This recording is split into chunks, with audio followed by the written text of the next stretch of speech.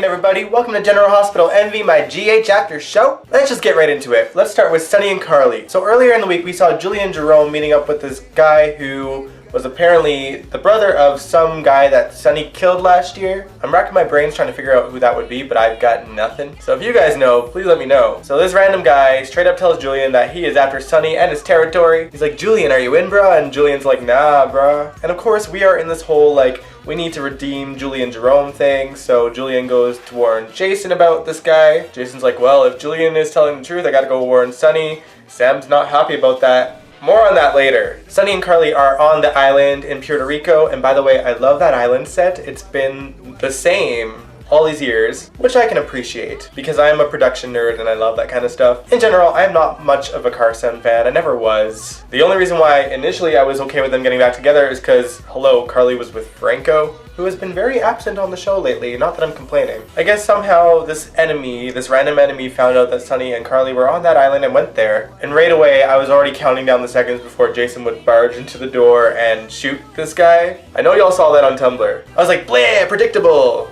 It is. What I didn't realize is that Carly would shoot Jason. It kind of reminded me of that time that Sam accidentally shot Jason, which I appreciate as a longtime viewer. Apart from the nostalgia factor, I really appreciated that this mob story is already done, I think. It seems like it's already done. I seriously thought this was going to be another long, drawn-out situation, and oof, I'm relieved that it's not. Okay, now let's talk about Sam. So I'm not a huge fan of this storyline for Sam, but what I do like about it is that Sonny is like this entity in her head, and he is just staring her down, being like, Jason is mine. And by the end of this week, Sam was like, not if I have anything to say about it. Yo, if Sonny gets killed by Sam, I will be laughing so hard. Like, I know it's not gonna happen, but if that were to happen, I would be laughing so hard. I am living for it, you guys. I'll settle for her just shooting him. Once again, whatever is wrong with Sam, please get help soon. Personally, I would love to get back to the badass Sam that I grew up with. But moving on, let's talk about Jocelyn Jax, who was just planning to have a little get together with her friends, but then her friend, being a bad influence, was like, I'm bringing some beer and boys. I really don't know how old Jocelyn is supposed to be, but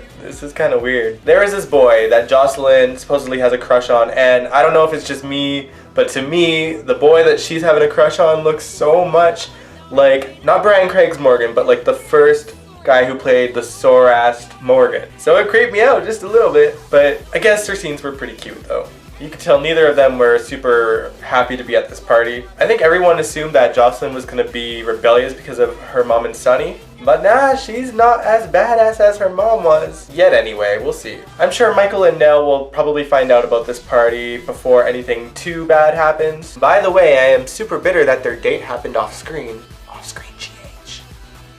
But enough about the Corinthos clan, let's talk about the Ashford family. Stella met Molly, and I honestly really loved their interactions. To be honest, I was initially worried that they were going to do like a racial thing with Molly and TJ and Aunt Stella. I like Aunt Stella, so I was like, please don't go this route, please don't go this route. But she really loved Molly.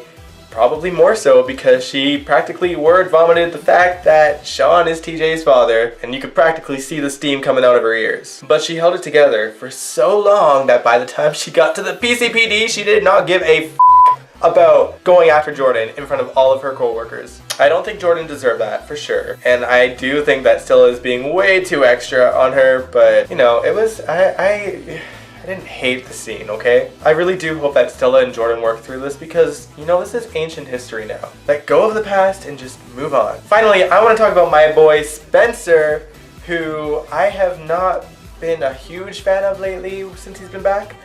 But we've gotten to the core of the problem, and that is just that he misses his dad. And last week I did mention that, like, you know, I'm trying to cut him some slack because of his parents being dead. Now, since Nicholas died, we haven't really seen Spencer have much of a reaction. He sort of just shut himself off, and then he got sent to boarding school, and now he's back. And we finally get to realize that he is so very broken from his father's death, rightfully so. It definitely pulled on my heartstrings to see little Spencer crying. That boy is talented, and I love him to death. Good job, Nicholas. So that, I think, was my favorite scene of the week. Was it yours? Let me know in the comments below or on my Tumblr page. Thank you so very much for watching, and I will catch you guys next week.